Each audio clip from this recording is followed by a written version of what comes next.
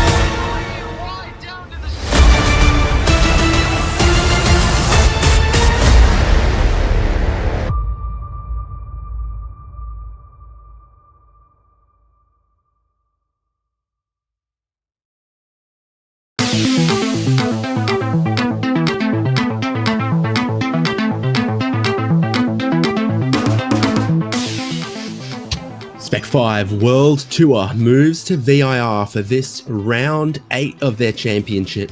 Always exciting in this category. So close racing in MX-5s, bumper-to-bumper slipstreaming, all that kind of stuff. And if you were watching the Battery Tender Global MX-5 Cup a couple of weeks ago when they were here, that was super exciting as well. It's a great track to be at for this kind of racing. 3.24 miles, 45 minutes of racing ahead of us. You get that long back straight, now called Madison Avenue, but then also some iconic and challenging corners around here, like the Oak Tree, like the roller coaster, all of that good stuff. We're looking forward to 45 minutes of racing here, where you're going to see it all live on HJBC. I'm David Haynes with Devin Peters. Devin, qualifying just kicking off now. It's been a great year. This is a great track. It's great to be back. The spiritual home of HJBC, and a beautiful facility that we're going to see some great racing around. I was just thinking, one of two tracks that you and I have both driven. True.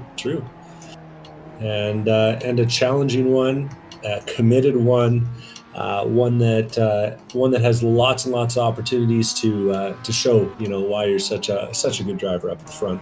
And so we'll get to see the drivers put their skills on the line today. I expect the winner of this one will have really earned it with a 2-minute and 7-second lap by the looks of things. So 15 minutes or 4 laps of qualifying, whichever comes up first for you. Seeing a little bit of tyre warming through the lower S's here from Tom Ayton. You saw the track temperature earlier. It was that the air temperature was about 70 Fahrenheit and the track's about 84, 85. Mm-hmm. Oh, no, the other way around. It's fine. Relatively cool air, relatively cool track. There you have it, with partly cloudy skies. Definitely trying to get some tyre temperature in there for some of the early laps is Tom Ayton. I'm seeing 23 cars. at the moment. We might stick a couple more in later. And as we're watching qualifying, we can't have our eyes on everyone. So if you've got a teammate, a friend, someone you're trying to keep up with, HJBC.live has the live timing right now.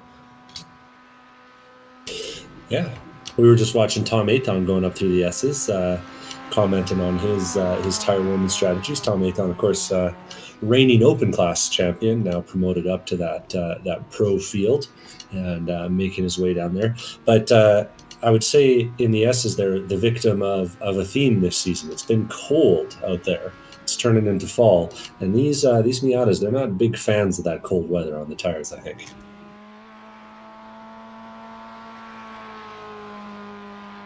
So we're about to see our first flying lap start. Drivers negotiate the final corner. Hog pen, which is relatively simple looking from above, but has a big drop right at the apex. Car gets light and then grips up, and just always got to trust that it's going to grip and carry the speed out of that exit onto the pit straight.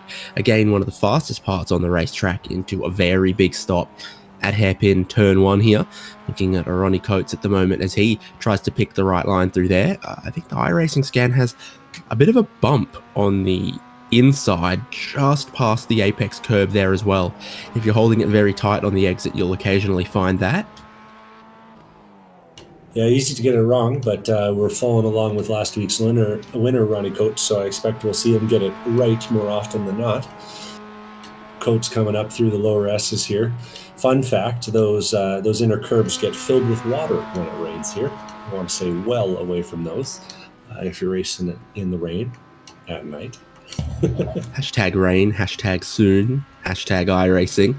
Whatever, up through the climbing S's flat out in a car like this, but you still got to challenge yourself to be on the right line, especially on the exit here, to get the car back across to the right-hand side to carry speed through here where it track drops away on exit. So the car always washes out. And then how deep do you dare brake? Heading up the hill into, still called Oak Tree Corner, but there is no oak tree inside. A real travesty. I'm hoping for some sort of statue, maybe a hologram down the road, just bring it back to its former glory. But the way we're going, expect an oak tree shaped drone show or something. That is really our future, right? Coates coming up to the roller coaster now, of course. One of the most fun corners on the track, one of the spookiest corners when you're trying to break deep into it. Comes over, clears it nicely, and comes to the next corner, really critical. Hog pen here. Got to get it just right if you want that right run down onto the front straight, and he looks like he's done it pretty well, really throwing himself down the hill. Good sectors for Simon Foweather too, and he's the first driver across the start-finish line. Goes to the top oh so briefly until Joshua Soto smashes him out of the water. David Starb ended up in third, and I don't think... Oh, Ronnie Coates' lap did count. It's put him to fifth at the moment as another flurry of lap times come in. Joshua Soto from Michael Coates from Simon Foweather at the moment. Fast one there from Josh Soto, and it's not a big surprise. Soto, of course, won on the Champ Car iRacing Series last night. We know that he's a quick driver, and we'll see if he's able to do it back to back here. Coming from Road America last night to VIR today. Quickest first sector, though, right now belongs to Michael Coates in the number 2 qualifying spot in a bright green car. Won't miss him. And he's put a 25.692 down, and then a personal best in the second sector. So this is looking pretty good.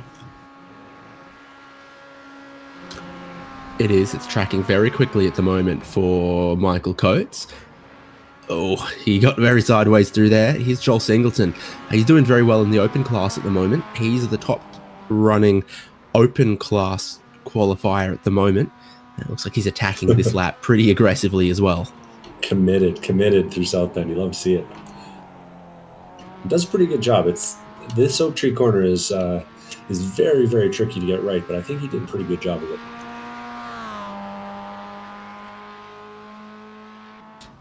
So a lot of elevation change around the hills here. Drops down a little bit off the exit of Oak Tree, comes back up here towards the roller coaster, and then of course, once you navigate your way through there, the track drops big time. So you got a little dip before the roller coaster, just to get you going. And this lap still looking like personal best sectors all the way through. Just time to be found on the second of 4 flying laps for Joel Singleton. And then the hog pen, of course, to set up the next lap. Simon Foweather's improved to second. Joshua Soto stays at the top. Michael Coates coming to the line now in third. For now, let's see what it looks like after the lap. That was to the top. One. Yeah, that was a quick one. 207.1. We might see the guys crack into the 206s today with that.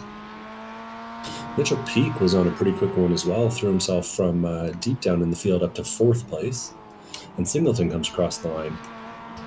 And his lap takes him to second outright. It was a very good lap. He was tidy but committed, and you could see it from, you know, the body roll in the car, a little bit of slide through a couple of the corners, but just really maximizing the grip to flow the speed through the parts of the track that we saw, and particularly from sort of Big Bend down towards Oak Tree. Yeah, Singleton rather putting on a pretty good performance there. Being an open class driver, we might, are we going to see another open class overperformance? See if he can claim that overall win. Has had some issues with his internet this season so far, so hopefully that's not a problem today. Another big mover. That's your countryman jumping up to the front there. Fractionally missing out on being top dog at the moment. Simon Bramley put together a couple purple sectors, but then dropped a 10th or 2 in some of the other sectors to what Michael Coates was able to do. So he's on another flying lap here. And Joshua Soto's on a very, very good first sector as well. So a lot of time still to be found in a cool track like this. I think they're going deep into this qualifying session, still finding time. A hot track, sometimes they sort of peak second or third flying lap, and then it just gets too greasy after that. Not sure we're seeing that here. Looks like they keep pushing. Yeah, Soto's coming to the line. We'll see if this one pips him back up to the front. This is his 3rd qualifying lap. Pretty busy qualifying session so far. Soto didn't get any practice in, but I don't think he's missing it too much. 207.262 is good enough to put him 3rd. That next 10th is going to be really a lot of work, though. These guys are really pushing it to the limit. We didn't see many times in the 6s without a little bit of draft help. So super competitive up front. Drivers still trying to see if on their following laps they can find a little bit more pace, or if the tyres are going away from them, or what the balance of the car is doing. Maybe it gets a little slidier, but you can still go quick. We're going to find out. Bramley's got some more purple sectors on the lap that he's doing. Michael Coates has just gone through the first timing intermediate and is a 10th down on what he's previously been able to do. Here's Bramley at the close of the lap, really monstering the curbs on the exit of the roller coaster on the way through Hogpen, hoping it's at speed. You've got a semi-automatic transmission here, sequential, where you can just pull the gears. It's not like you got to nail the shifts perfectly like you had to do back in the old H-Pattern MX-5 days. And so Bramley goes across the line and he goes to the top, and he manages to find a full 1/4 of a second on what anyone else had. No one else on a lap with any purple sectors at the moment. Impressive stuff too. It must be said. I've been looking at the different cars out there and seeing a lot of guys slowing down on their 3rd lap, not speeding up.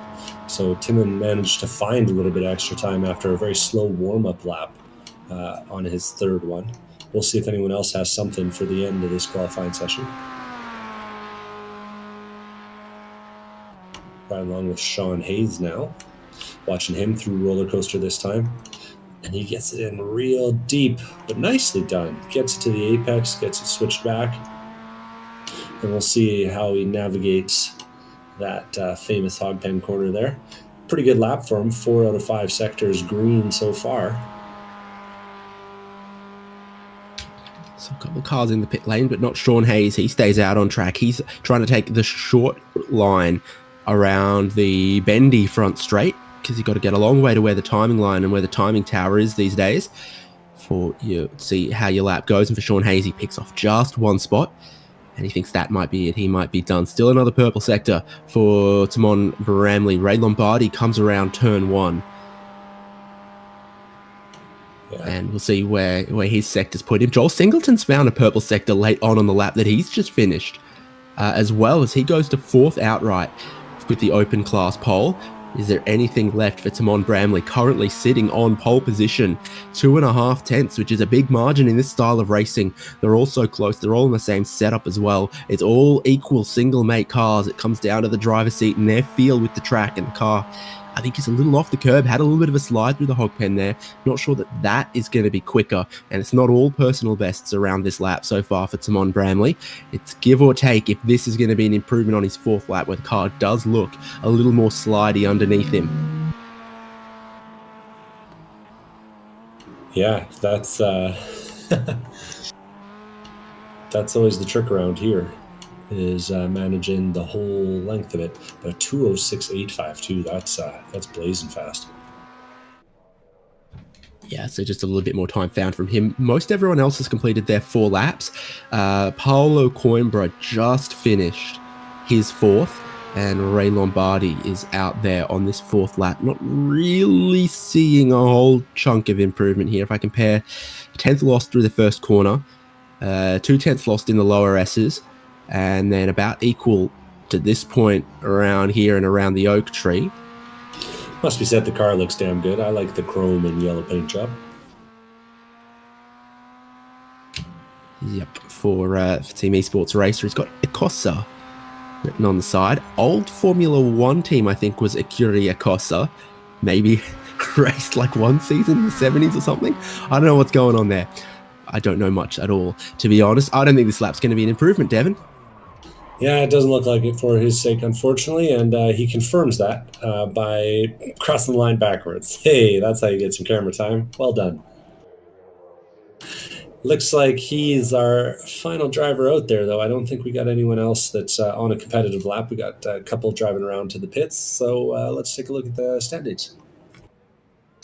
Yeah, I think everyone who's left out on track at the moment is just going around and practicing their pit entry ahead of the race, where there's a compulsory pit stop window.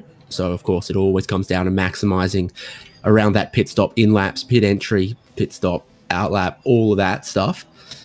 But qualifying and the grid order will be locked in for round 8 of the Spec-5 World Tour from VIR. Timon Bramley on pole, and it's by 3 tenths of a second ahead of Michael Coates. And then Joshua Soto a 10th behind that. Joel Singleton is the open class pole sitter there, 4th in the unsegregated grid. Mitchell Peake 5th, Simon Foweather in 6th, and Ronnie Coates 7th. David Stubbs in 8th, Ray Lombardi in 9th. Ian Giebler, the next open class driver, is in 10th. So David Starb racing that Lamborghini Super Trofeo around here, so this makes quite a bit of a change to that level of pace and power. Sean Hayes is 11th, and Lee Martin is 3rd of open class there in 12th. Got Zeus Dalston, Geordie Fike, Tom Athon, Charles Vaccaro, Greg Mack, Brian Chabelsky, Josh Olsen, and Andy Kosick. And then Paolo Coimbra set a qualifying time, but he's about 2 seconds behind Andy Kosick, and I don't think that's fully representative of Paolo Coimbra's pace. So he might have had some problems in qualifying, but he did get a lap in. And then Trevor Roy, Brett Marshall, Joe Camilleri, no qualifying times there. They start from pit road here, which is fun. It's nice. Realistic. You know, you wouldn't want to break the simulation. The only way you could make it better is if you made it a bit of a traffic jam on the way out. And well, it might be because they start too wide in pit lane, and then there's not a lot of width for it coming out of the pit lane. We'll see. But the tower at the start-finish line has a great view of it. So does the big red barn. A lot of RVs around. Yeah, there we go. Big red barn. Hey, we've been in the big red barn. We've been on the second floor of the big red barn. And then there's that little sort of almost watchtower bit that sticks up.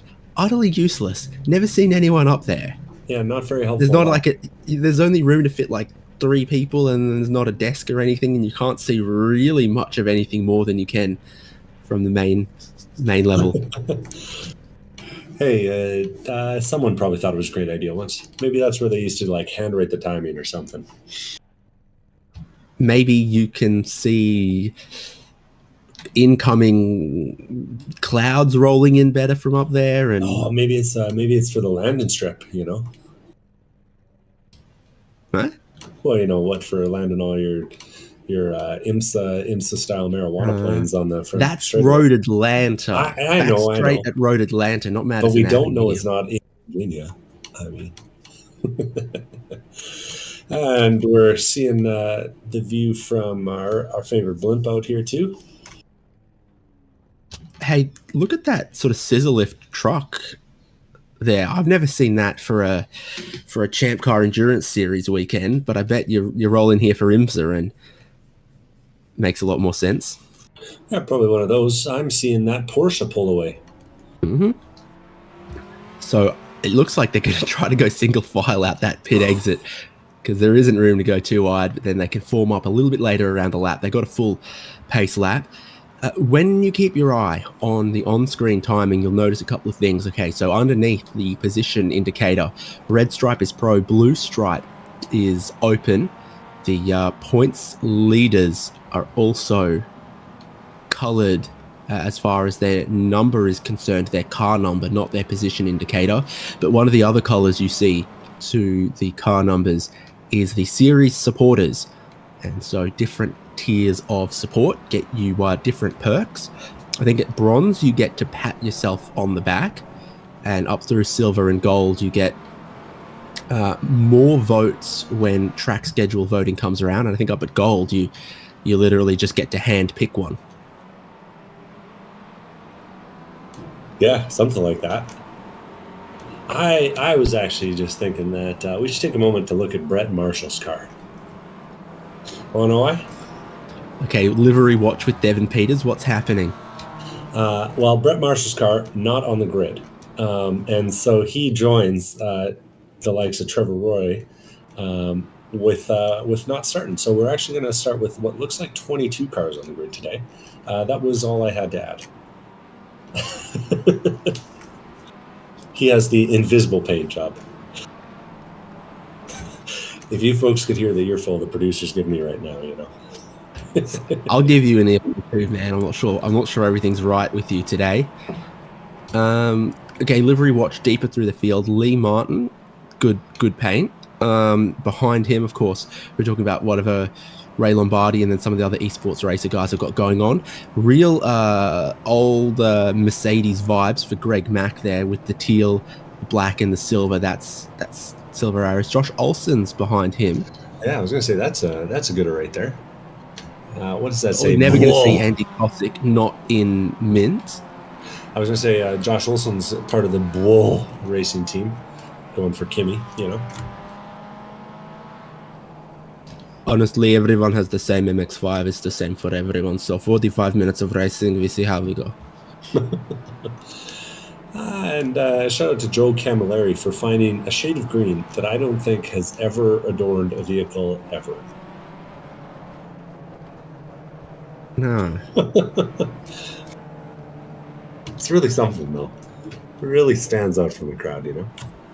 So pole sitter, not letting the pace car go too far of anywhere at all. And your front row at the moment made up of Timon Bramley and Michael Coates as they start to pack up towards the end of the lap.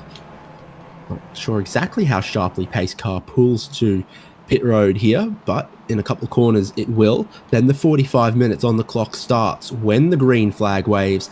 Compulsory pit stop window somewhere in the middle of the 45-minute race. Pro class and open class racing for points at a critical juncture in the championship of Spec-5 World Tour. It's round 8 from VIR. The pace car is in. The green flag is in hand but not waving at the start-finish line. The field on the pit straight at VIR. About to come through the kink to the start-finish line. Green flag waves now. They get halfway down the straight. Before it does, Timon Bramley has the inside line for turn 1. He gets a decent getaway, but so too does Joshua Soto, who's immediately bumping him down toward the first corner, trying to get the inside lane and advantage for the first hairpin. Tyres are cold, and we've got a spinner there. Ronnie Coates, winner a week ago, sideways. They're splitting one way, then the other. He's created a bit of a traffic jam, and that looks like Simon Foweather has also gone around. Dramas at turn 1 deeper in the field. Starts with Ronnie Coates just getting a little bit of a tap there. Yeah, it looked like he got a bit of help from a car whose paint job I was just complimenting. That's Ray Lombardi, I think. But we'll let the race review squad check that one out before we confirm it. But a little bit of drama there deep in the field. Yeah, from sort of 8th place on back it was there, and it's checked up the tail of the field, spread the field a little wider. Simon Bramley leads them up through the S's for the first time. Tyre's not in the correct window just there. He's a little offline, and Josh Soto still all over him. 3/10 back, 4/10 back at the moment. Michael Coates dropped to 3rd as that inside lane were the winners at the hairpin turn 1. The short run through there proving very advantageous. Mitchell Peak also from the inside lane picked off a wanted driver, and he's ahead of Joel Singleton. And then everyone's gained positions behind that as they've ended up ahead of Simon Foweather and Ronnie Coates. Yeah, and things have strung out pretty well through the whole field after that little bit of drama up at the front. Only pass I'm seeing right now is Charles Vaccaro on Paulo Coimbra in the open class. The two of them making a little bit of contact.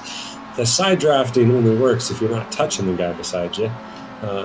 But Charles is going to have the outside going into the left-hander.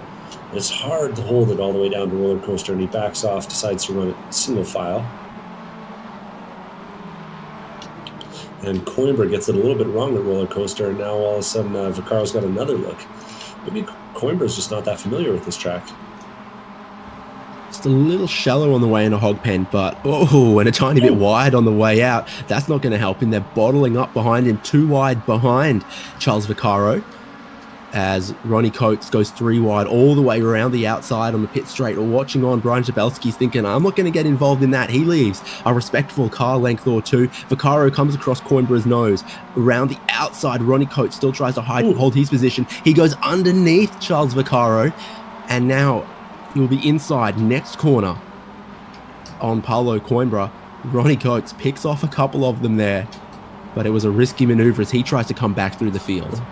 Yeah, that was nicely executed. It's Vaccaro just gets a little wrong. You can't get off the brakes, even if you get slowed down. You got to keep that weight on the nose, and he lifted off and just rolled it wide all the way through the exit.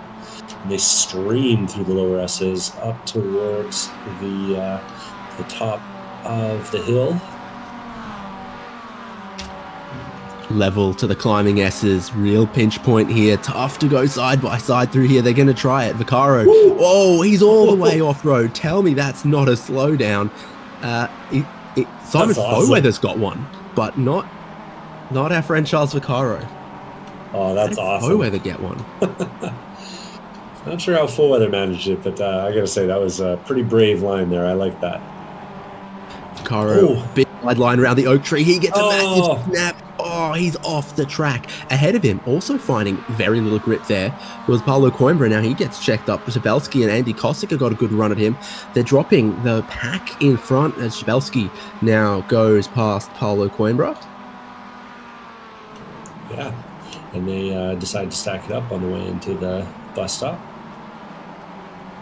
And our field is starting to calm down a little bit. The battles are still here and there, but our top 3 have really decided that they want to run together, and they're trying to leave behind Mitchell Peak and Joel Singleton, I think. Here is our top 3. Soto giving the pole sitter race leader a little bit of a nudge along, and Michael Coates is right there. Mitchell Peak, he's had a lot of pace at this track. He's not the first driver this season to change their livery from yesterday's practice to today's race just to try to make the thumbnail look silly. He didn't want the jinx on him. I was Sean just Hayes in 7th, a lot of pressure happening back there. Yeah, I was just appreciating Sean Hayes kind of made a nice move around our current open class second place driver, Ian Giebler. Giebler's had a pretty strong season, of course, putting up really strong qualifying times in a few different tracks, but no match for the likes of Joel Singleton today, who's currently running in 5th, and you can kind of see him at the edge of the shot. But Giebler has not given up on Sean Hayes. They come through South Bend, and we'll see if he's able to get a run in here. Quite a gap, though, as they head into Oak Tree.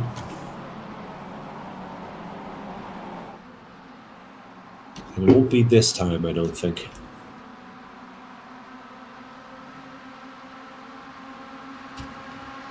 So another long, full throttle run, getting up to speed, getting in the slipstream, second place, pushing the race leader along as well, and not seeing much bump drafting happening anywhere else. But in the lead, they were giving it a good go as they now go into the roller coaster. And this is giving great speed to your top 4, and they're getting away from the rest. Yeah, I was going to say, interestingly, the two of them, despite bump drafting that hard, only hit 125, 126 miles an hour. Meanwhile, behind them, with just the draft, Michael Coates hit 128. So, a little bit better to be chasing than to be leading. It looks like right now. View from third place. Big stop at turn 1 here. Speed looks like it goes down from, sorry, I got to give, silly French units, 200 kilometers an hour down to about 80. So big stop there. That would be, oh, wait, no, let me do it in my head. 115 miles an hour down to 55? Maybe like 120. Oh, sorry for selling it short. Yeah, but pretty good stuff there from all of them. And despite how closely Coates was following, Mitchell Peak is still managing to close up the gap a little bit. So our top 4 remains a top 4 for this time. Joel Singleton's also kind of hanging on in the background as we see him going to the bridge there. And he would really love to be a part of that top 5 if he can make it. Be a great... Yeses to a bit of a tabletop here, and then you've just got to carry knock a little bit of speed off to the left-hander, and then track just tightens and tightens and tightens, one apex to the other at Oak Tree, and your exit is super important. They're going to use all of the track, and Joel Singleton, he's going to get just a little bit of that Virginia dirt. Yeah, Singleton's showing some pace this season. What she said, he had a really good finish at Sonoma after some pretty decent finishes at Mosport, Okayama, and Daytona Road. So despite the fact that he's already got a few drop weeks factored in, he's north of 200 points, and that puts him in the top 6 or 7 in the open class for sure. Speaking of that, Greg Mack has 4th in class at the moment as he's ahead of this group. Ronnie Coates coming through the field. Tom Athon potentially coming through the field here as well. And then behind them, Josh Olsen and Lee Martin are open class competitors. Greg Mack. Oh, Ronnie Coates. He's going to be sideways for the 2nd time in this race. Contact made heading down the hill. And Greg Mack is way, way off the track. He is literally in the trees, going the wrong side of one of the flag marshal posts there.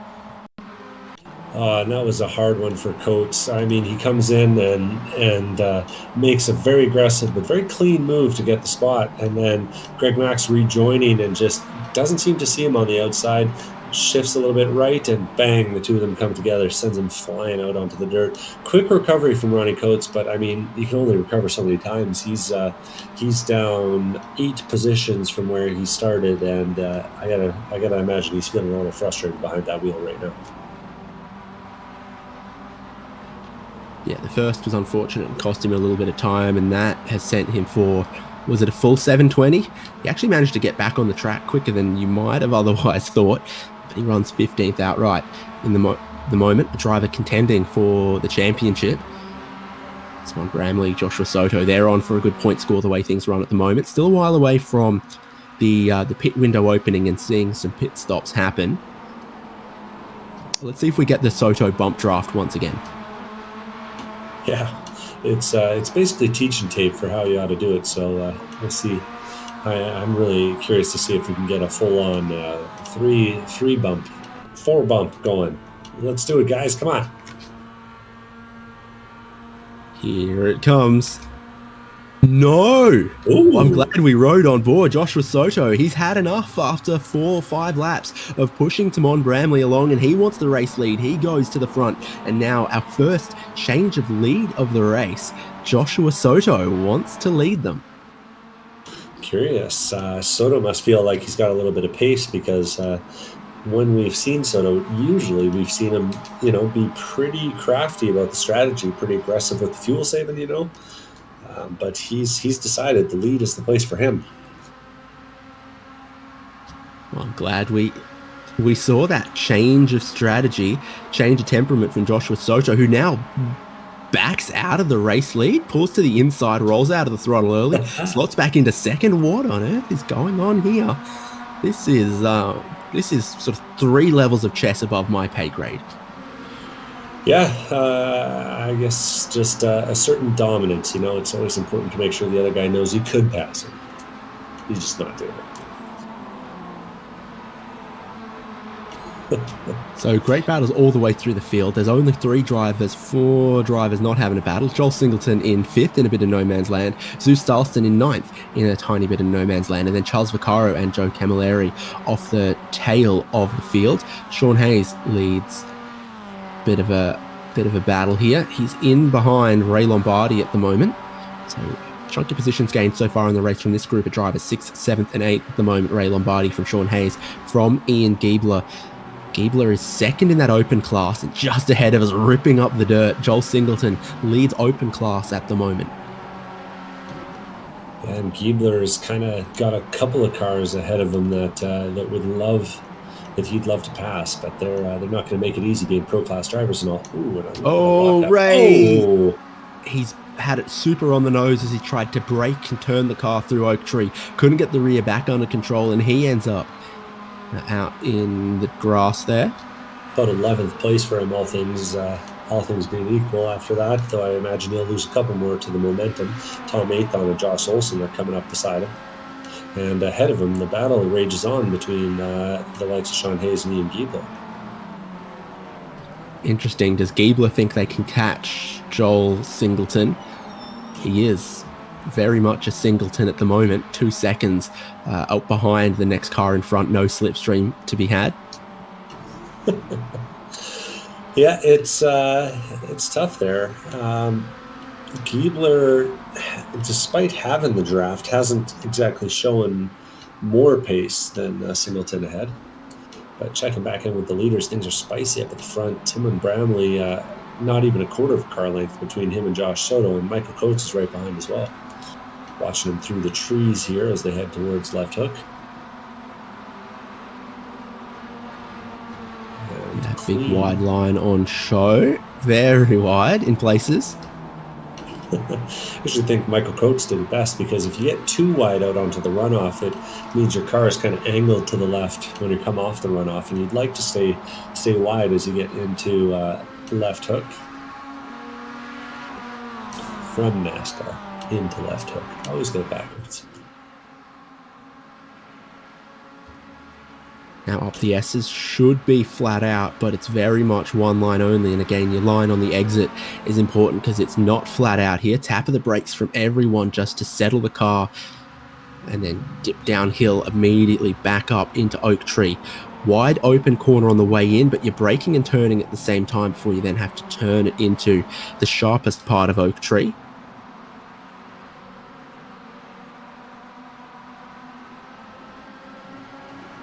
A bit too far back for the bump draft this time, I think, Josh Soto.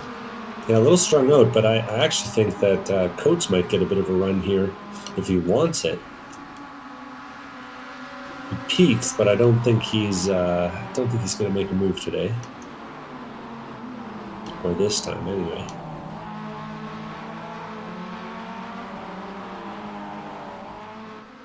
This really is one of those tracks where you're kind of battling the track as much as you're battling the rest of the race, as we see Tom Athon having Ray Lombardi dive out beside him on the way into Roller Coaster.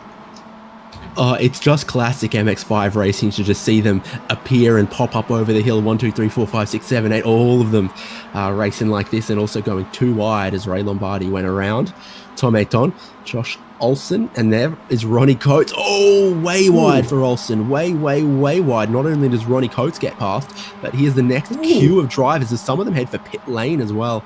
Olson got past, Foweather got past. I think someone else got past and then pulled for pit lane, but Athon and Ronnie Coates, teammates from #NotATeam, deciding they're going to pit early. They're the first 2 cars we're seeing on pit lane.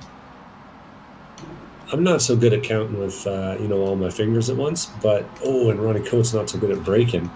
But it looks to me like they're pitting very early. I'm not sure this is in the window by my math. It's got to be, otherwise what are they doing? And they're both doing it, and it's not necessarily for damage, it's a strategic thing. So how long's the stop for Coates? Yeah, he lost just a little bit of that time to reversing, but not a heap. He must think that him and Tom can work together here. Otherwise, you'd never do that. Yeah, well, they'll definitely be in clear air, and it'll be nice to have. They were battling pretty hard in that middle pack. Not quite as hard as our leaders seem to be this time down. Did you say Madison Avenue? No, which straightaway is that? I think that's what they're calling it. Straight. I'm not familiar. That's here. Okay, there you go.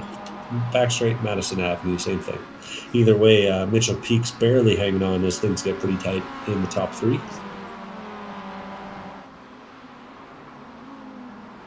Very strategic race going on though right now. Like I was kind of alluding to earlier, VIR, one of those tracks that you race against as much as you race the other drivers. So in the early phase here, not a lot to gain by gaining positions. So you're gaining those sort of intangible bits instead. Fuel, position, confidence in your racing, timing. That's kind of what these guys at the front are doing right now. So is there a panel in the dash there that's got some of the, switches and the starter and stuff that's where the infotainment would normally be? Mitchell Peak gets in deep there. You see like the emergency engine stop and that on the right? I feel like that's where the infotainment would normally be. Very possible. I've never driven one of these new ones.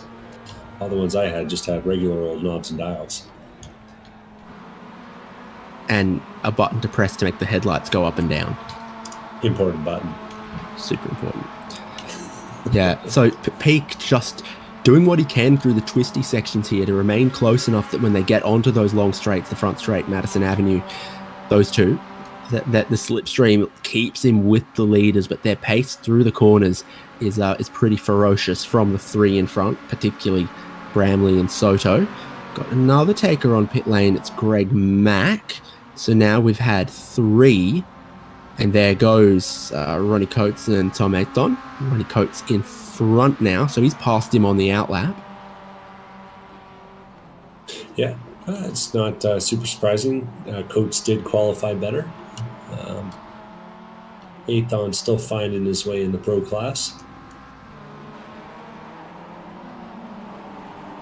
And it's battle up the front. Josh Soto's taking a look on Tim and Bramley as they crest the hill towards the roller coaster, and Soto's going to get it done with plenty of time. We'll see though. I wonder if he decides to do that same sort of lift and let Tim by on the front straight here. Head to Hogpen now. Gotta say, he's got Soto's Bramley right behind him, right underneath him though. Bramley's a bit tight on the exit of Hogpen initially, drops a car length or so back, and Michael Coates is all over him. Mitchell Peak is super close. So Bramley's not as close to Soto here as last time. They've got Greg Mack rejoining just on the inside of them there, but he does it. He does it again. Yeah, Soto says, I do not want to lead. It's interesting. Soto really seems to do a better job of getting through Hogpen than Timon does, and it's striking. Like, we'll see if we can get a look at it next time by, but Soto dabs the brakes as he's going through the left-hander before Hogpen and just gets way to the left-hand side. It's almost like the car twitches that direction before he cuts back to the right and gets that run on the straight, and he's doing it, I would say, 3/10 better than Timon is right now.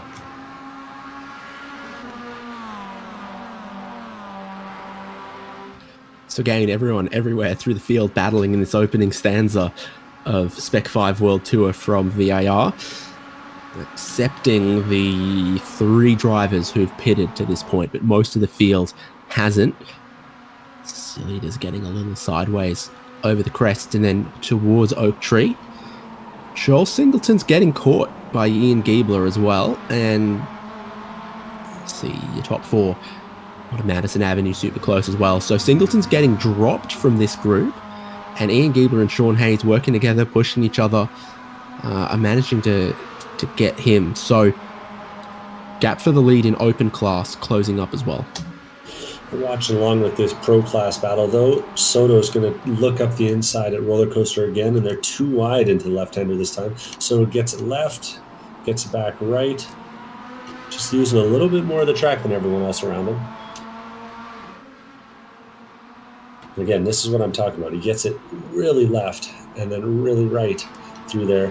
And I think Timon might have learned a little something last time through, because he does a pretty good job of it as well. And we don't see that gap form the same way we did last time. So we'll see. This time, Soto's hanging left, really drop back to the right and try and let Timon by again.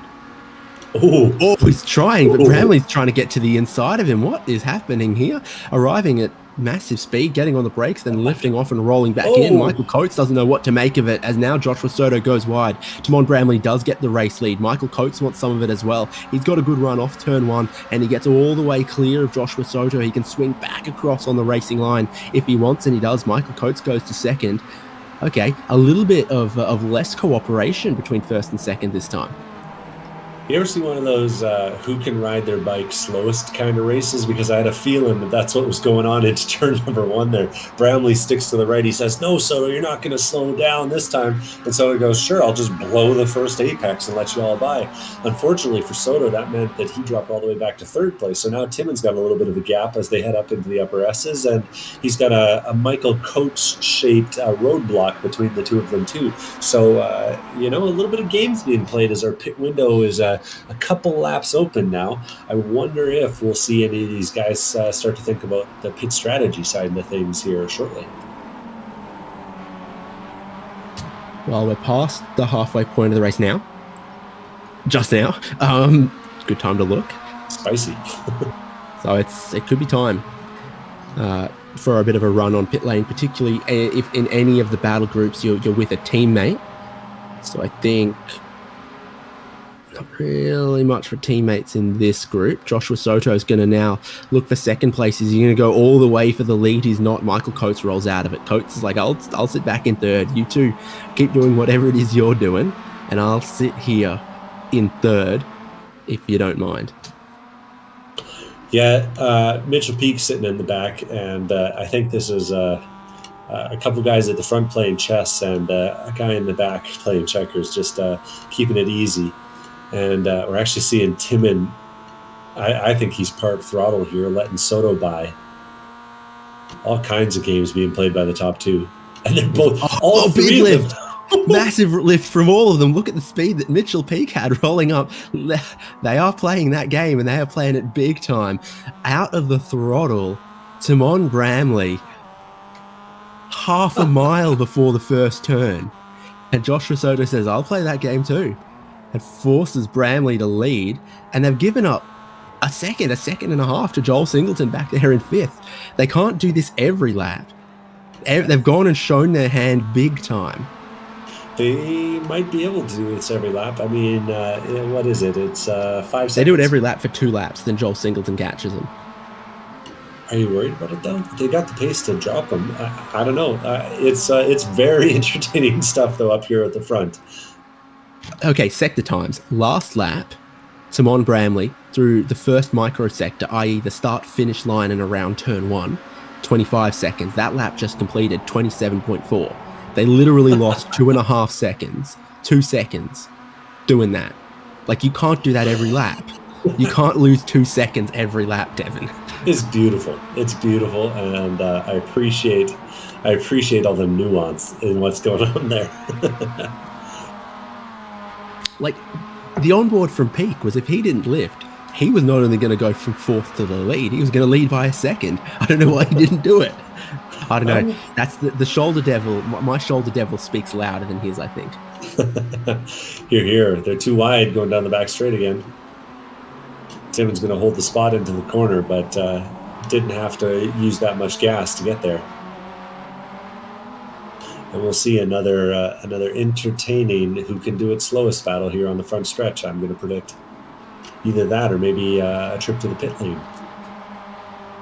Yeah, entry Timmon holds it there. right. Bramley goes. Soto follows him. Everyone follows the race leader in, attacking the pit entry, looking for where their pit crew is. It's nose to nose to nose to nose with our top four. Joel Singleton from 5th is going to follow them in as well. Almost everyone else. You can see Sean Hayes, Ian Giebler heading for pit entry as well. And then the trainer cars led by Simon Foweather. I wonder if they're going to pit as well. How busy is it going to get? Busy. Staub and Dalston also hit the pit lane this time. And Simon Foweather, Lee Martin, Brian Schabelsky, Josh Olson, Andy Kosick. Everyone's hitting the pit lane. That's like the top 16. So did someone take tyres? Was there much tyres of anything going on here? Soto's going to lead them off the pit lane and buy some as well. Coates goes through. And, okay, side by side between Coates and Mitchell Peake. Mitchell Peake just sneaks his way ahead. Joshua Soto's got a couple seconds on him. Can he keep working with that advantage? No black flag for unsafe pit entry for anyone, so the side-by-side just managed to work out for Mitchell Peake and Michael Coates, and Peake comes away a little winner. Yeah, I saw Soto and Timmon take left side tires. I saw Mitchell Peake and Michael Coates take none. So you got to think in the early phase here that Coates and Peake will have the advantage, and then we'll see how it plays out in the later half of the race with no tires for them.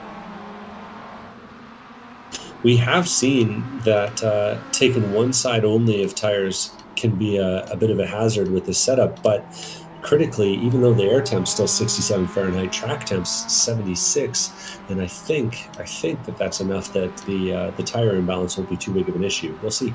Jody Fike leading. Yeah, so he's going to stop soon. So will Ray Lombardi and Charles Vaccaro. Everyone else has stopped because basically all of them just stopped on the lap that we just saw. It now puts Ronnie Coates into 12th. I was wondering to see where him and Tom Athon would end up when everyone stopped. So Coates is still 46 seconds away from the leader. It'll be more like 20 though when Geordie Fike stops. So still going to get some points, but would have really liked to be with that leading group of cars in this race, I'm sure. Yeah, I think realistically he's looking at maybe a 9th place if he can swing it. It's going to be hard to do much. Sorry, not a 9th place. Maybe a 6th place if he can swing it. It's going to be hard to do much more than that. We're seeing Jody Fike and Ray Lombardi hit the lane this time. Seems kind of early for the fuel numbers we were expecting. And here come the group of cars. They're going to become the leaders once again. On this outlap, Joshua Soto has been caught by Peake and Coates. And I think Bramley, you're seeing the new tyres, you know, they're tough to bring in. Bramley's just outside of that 1 second back. A little bit of a wobble there from Mitchell Peake in their pursuit of Joshua Soto here. See how it all shakes out, how the tyres come in. Bramley might be able to go with them. Also worth noting, Bramley led a lot of that early section, had to take 4 seconds more of fuel than Josh Soto did in the stop. So I have a feeling that he was conscious.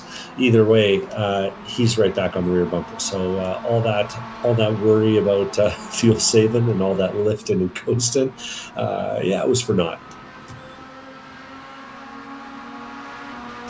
Ray Lombardi's rejoined the race in a very, very fun spot, sandwiched between Ronnie Coates and now just behind Simon Foweather, but Simon Foweather goes wide. This is an exciting outlap for Ray Lombardi. He's been passed by Ronnie Coates. He's been passed by Simon Foweather, who's then run off the track. Ray Lombardi rejoins in 10th, but Ronnie Coates now sits 9th, 4 seconds behind David Staub. There's then a further second behind Ian Giebler. There's some spots still to be made. And with all the pit stops done, it looks like Joel Singleton had a quicker time through the lane than Ian Giebler and just managed to safeguard his open class lead a little better than it was looking. Yeah, impressive stuff from Joel Singleton so far, showing some real consistent pace there. But we'll keep our eyes on this battle at the front as the top 4 are getting feisty. Tim and Bramley looking at the same games again. It's the same games again. The amount of overspeed that Bramley had. Peake was rolling out of the throttle to stay behind Soto. Coates was rolling out of the throttle to not bump Mitchell Peake. Bramley arrives way more speed and he goes, okay, I'll take one spot, thank you. Seriously though, I mean, Bramley has 4 extra seconds of fuel in the car, and some of that's just because he burned more. But I can't think that he burned that much more fuel, that he's under fueled relative to the other guys at this point. So I got to think he's got the advantage in terms of being able to push. Ooh, that got a little spicy there. Another little lift out of Soto that Mitchell Peak wasn't expecting, and then just as he started to slow up, he also came across onto the line that Mitchell Peak thought he was going to be able to take. Yeah, when you see a guy behind you lifting, it's you know, it's a complicated set of decision stuff going on. Ray Lombardi and Simon Follweather are putting a little bit of pressure on each other back in 10th and 11th place. Simon took a bit of a look going down into turn number 1, but of course last time by he had that drama into NASCAR here. This time he does it a lot better. We'll see. He's definitely interested in that spot ahead of him.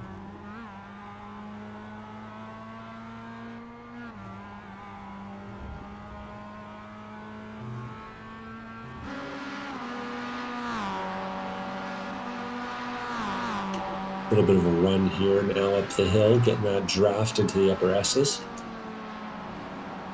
Got to be aggressive, got to hit these curves. If you just hit the low curves, then you're not getting everything you can out of it. A little bit more brakes from Follweather, but a little bit more controlled on the exit. And that gap continues to close down. We'll see. Follweather might have a run here, depending on how Oak Tree goes. Turns in a little early. I think Ray Lombardi did it better, but the draft fixes a lot of problems. Got a big chunk of the curb, and they're just up the road from the group that Tom Ayton is leading, with Zeus Dustin, Lee Martin, Andy Kosick, Brian Jabelski, and Josh Olsen, 12th through to 17th here at the moment. All of them open class competitors, except Ayton leading the way and Brian Jabelski in the middle of the pack. Sean Hayes and Ian Giebler are having a battle through Hogpen right now. Ooh, and Sean Hayes got it all kinds of wrong. Ian Giebler's going to get the look up the inside here. Giebler's right on the yellow line, sticking to the inside here. That's definitely the fastest way around if you can get there, but David Staub's lurking in the background as the two of them go too wide across the stripe here. Let's let David Staub catch them. Indeed it has, and he's looking at the cars too wide in front of him. Giebler comes back across onto the racing line. Sean Hayes tucks back in line through turn 1 with this group. Again, this isn't the kind of battle that's going to help them catch Joel Singleton. He might be away and home on that one with the little advantage that he's managed to work on. Yeah, going off the last 2 laps average, Singleton's making 4/10 a lap on him. And that's not where you want to be if you're Giebler.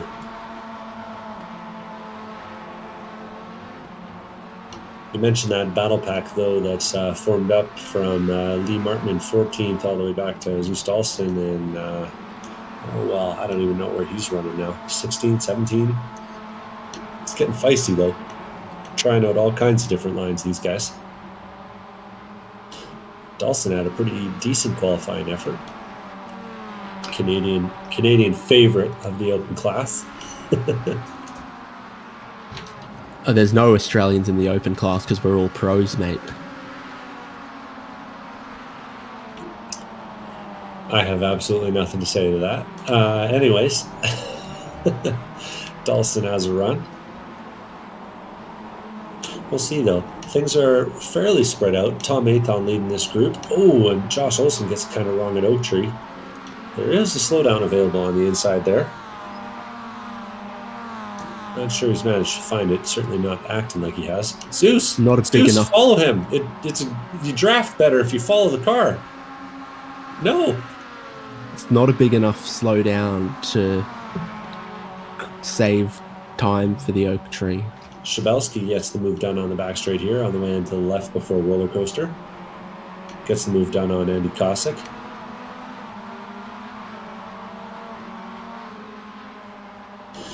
Back at the front, though, things are looking a little spicy. Timmons made his way all the way up to the front, and Soto didn't look too happy about it through turn number 1. Yeah, and the closest they've ever been in this group as well, as far as bumper to bumper to bumper through this group. And then through to the lower S's. You can carry a lot of speed here if you just make sure you're on the right line on the entry to then straighten it all up all the way on the exit here. Michael Coates is right up behind Mitchell Peak. I think these are the kind of two battles here. It's between Bramley and Soto for the win, between Peak and Coates for that spot behind. Peak and Coates just want to make sure they stay with the two quickest drivers that we've seen today in case some fireworks happen. Fireworks always available around here. Just got to scare the other guy. Free smoke anytime you want it. Soto backs it up right before the apex, but gets a good run on the way out. I think it's very tactical. I think he's just backed it up a car length in the oak tree, taken a very steady exit, and then sit right in behind Simon Bramley. No use being on the guy's bumper on the exit of the corner. Better off giving yourself just a little bit more room, building up the speed, and just very late pulling out to the inside, putting Bramley a little bit offline, who gets two tires in the grass, swapping back underneath. Joshua Soto goes to the race lead. Whew, nice move there. And when we checked away from... He could have looked earlier, and he looked super late. Put Bramley offline like it was tactical. Yeah, you want the other guy to be a little uncomfortable, a little pissed off, you know? It's a good place to be with only about 10 minutes left, 8 minutes left in the race. When we looked away from Tom Athon and the likes of the guys behind him, Lee Martin actually gave him a little tap, sent him off in turn number one, so that battle's shooken out a little bit differently. Tom Athon now running closer to 17th place. Anyways, we'll stay with these guys up at the front. Got close again into turn one. Soto on a slightly defensive line. I was looking at the brake lights, and for guys like Mitchell Peak and Michael Coates, they came on so early compared to your leader. They're deliberately staying in line in third and fourth there, but it takes some effort to do. Yeah, well, you gotta start seeing if you actually got the pace that you think you do. I mean, they're hanging in the draft just fine, but there's a difference between hanging in the draft and making the pass. It does suggest they got a little bit more pace up their sleeve than otherwise you might think. They're just kind of watching it play out. He's going to have a look to the inside of the oak tree. Lead swaps to Mon Bramley. Unconventional place to look for a pass. Joshua Soto goes, if you want, I'll then have the draft down this next straight, past you in a roller coaster again if I fancy it. There is really not that much time left in this race. 45 minutes flies by when the action is non-stop like this, and it will be 3 more laps to go, I think, at the line. This time Joshua Soto looks for the lead a lot earlier. Bramley might be inclined to just let him have that one. Question? Yes, he is. Soto's the only guy I'm seeing get over the curb on the left-hand side on the way into roller coaster, and that's a brave spot to put yourself.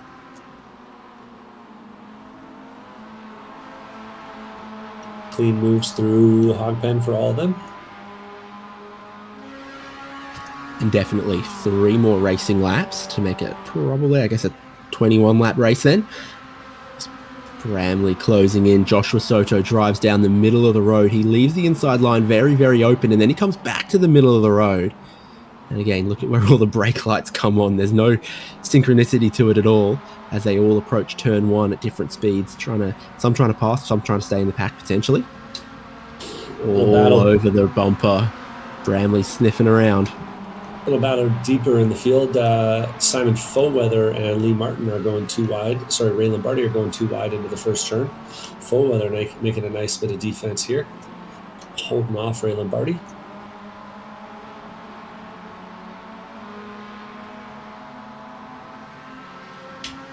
So your leading group of 4, Joel Singleton, as he's been almost all race, just all on his lonesome in 5th. Ian Giebler leads a group in 6th. Sean Hayes, David Stubbs still sitting behind them.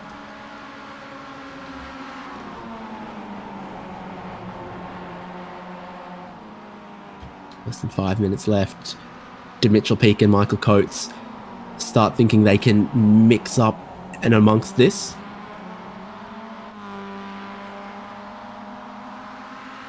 No more fuel saving going on now. 4.5 minutes to go.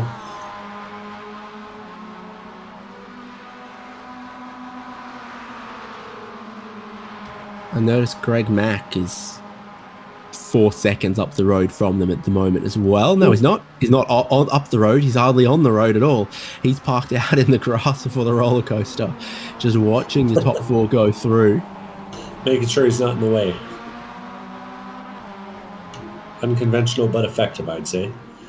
Soto going to be real tight with Timon. Timon actually has to tap the brake just to avoid making contact at the apex. Oh, same as he ends up riding behind Mitchell Peak.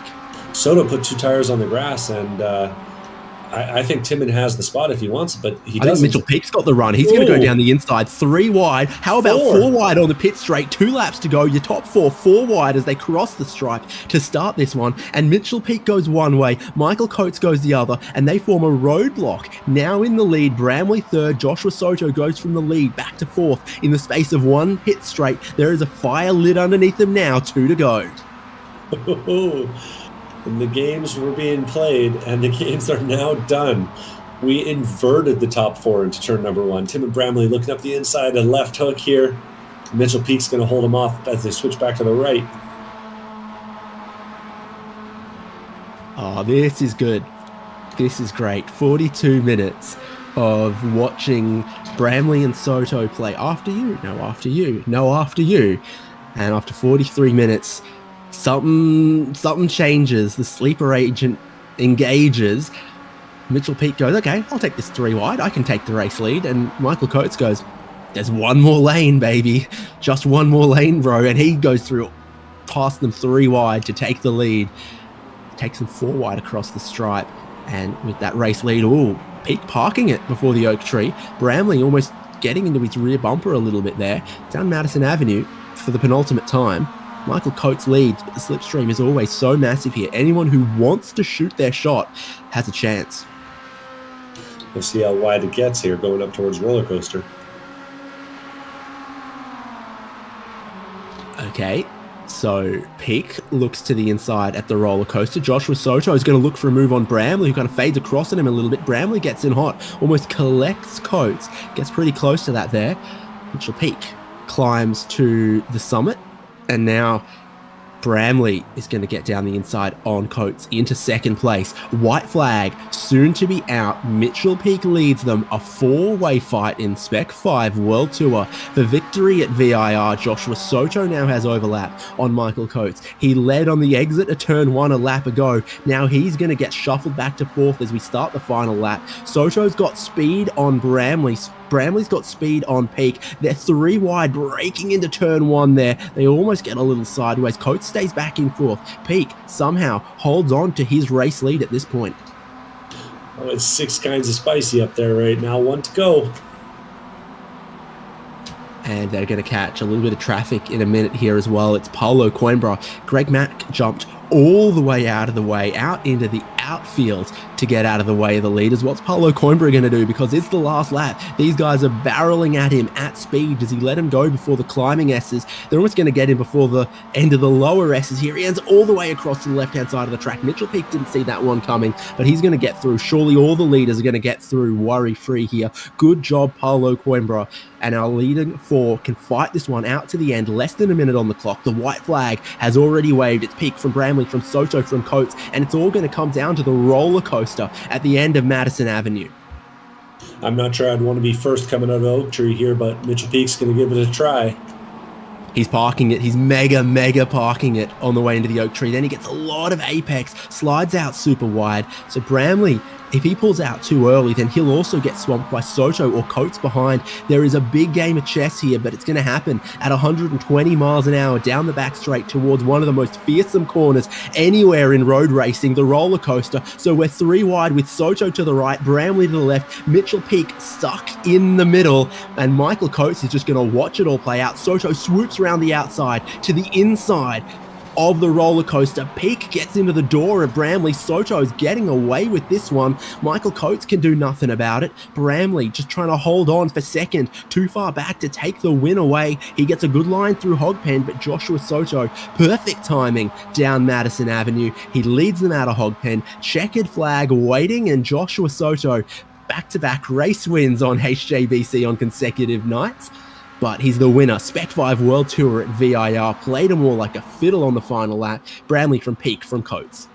Singleton's going to cross the line in 5th, but things aren't settled from there on back. It looks like Sean Hayes is going to take 6th, but David Staub gave a little bit of a tap to Ian Giebler, our open class leader, before he got a run on Ronnie Coates, and then Ronnie Coates is trying to get back around. It's all kinds of complicated back there, but Staub's going to hold it. Looks like 6th to Hayes. 6th to Hayes, 7th to Giebler, 8th to Staub, 9th to Coates, and then we got Ray Lombardi and Simon Foweather across the line after that. Yeah, Foweather just ahead of Lombardi. Then here comes Lee Martin with Brian Chabelski. They have crossed the start-finish line on their way in towards turn 1. Andy Kosick, 14th, and Tom Aiton, Zeus Dalston, Josh Olsen, Charles Vaccaro about to cross the line, and Geordie Fike, last car on the lead lap. So Paulo Coimbra, he let the leaders through, and then after that, Greg Mack has passed him, I think. So Greg Mack managing to get past Paulo Coimbra on the final lap after Paulo let the leaders through. Looking again at those results, Josh Soto from Timon Bramley, from Mitchell Peak, from Michael Coates, Joel Singleton, open class winner there. Sean Hayes, Ian Giebler, not too far behind as far as those championship points in the open class are concerned. David Starr, Ronnie Coates, Simon Foweather completing that top 10. Then Ray Lombardi, Lee Martin, 3rd in open. Brian Chabelski, Andy Kosick, Tom Aiton, Zeus Dalston, Josh Olsen, Charles Vaccaro, and Geordie Fike, like we said, last car on the lead lap. 1 lap down, Greg Mack and Paulo Coimbra. A early retirement after just 4 laps, Joe Camilleri. And we never saw Trevor Roy or Brett Marshall take the start of the race. Looking around, I think I got our 3rd place finisher, Mitchell Peak here. Mitchell, with 2 to go, you look like the champ, and you end up on the 3rd step of the podium. Oh, I knew I was in for it when I took the lead with just coming into the white flag there. I knew I was going to be just eaten up on the back straight, but I figured, why waste this opportunity? Let's just try it from the front, see what happens. And then, Josh and Timon, we go 3 wide on the back straight on the last lap, and just a little tiny bit of contact with Timon, but we were all on the limit there, and that was really good, hard racing. It was a lot of fun. I always love to see a Canadian making it 4 wide, going down the front straight. That's good stuff, and a pretty solid race for you. It looked like the first half you were kind of holding back a little bit. Yeah, I was just hanging out. I was totally content with where I was in P4. I didn't want to force anything. I was fuel saving like crazy. And, at the pit stop, I ended up gaining 2 spots on it. So, it seemed like the strategy was playing in my favor. I felt like I had enough to get there at the end. But, the timing of when I got to the front just wasn't right for me. And, last lap battle. But, when you're up there fighting for a whole 45 minutes in the lead pack, you can't complain ever. So congrats to Josh on the win, Timon on 2nd. Michael, great battle there for 4th. And I'll take the final step on the podium. Props to you, buddy. Any sponsors you need to shout out tonight? Definitely a shout out to you guys. I love watching the races back, and this league wouldn't be the same without you guys. Shout out to Team Esport Racer. We've come a long way. And just going to give a quick shout out to my mom and dad. They haven't watched in a while, but I know they're watching tonight. So, hey, Mom, hey, Dad. Props to you for a quality race. Thanks very much, guys. First place gets a bigger trophy, but 3rd place still gets a bottle of champagne on the podium. So take that one. Great battle. He was part of a fantastic battle up front there. Our open class winner, are they hanging around? Can I pick Joel Singleton from somewhere? I don't see him. Don't see him at all, unfortunately. Joshua Soto, congratulations. 2 nights in a row where we're having this post-race chat. Were you super confident in taking that one away on the final lap, or does it just you get lucky when the cards fall how they do? Definitely. it's been a luck and just like understanding like where the cars are kind of be positioned. But I was originally trying to be, you know, in second place, going, you know, down the back straight to head towards the roller coaster. But I ended up being third, and I found out that third has the best draft. Very nice. Talk us through the games in the first half, because I must have seen you roll out of the throttle half a mile early for some of those corners. Oh yeah. Yeah, definitely just working on some new strategy, seeing what works. Mainly is just for you know, well, lead laps and things like that. So yeah, that's pretty much what what that was. And the pit stop strategy, I think you and Simon went left side tires. Some of the other guys didn't, and obviously that outlap looked tricky. It was a cool track, but still, it seemed like the right way to go.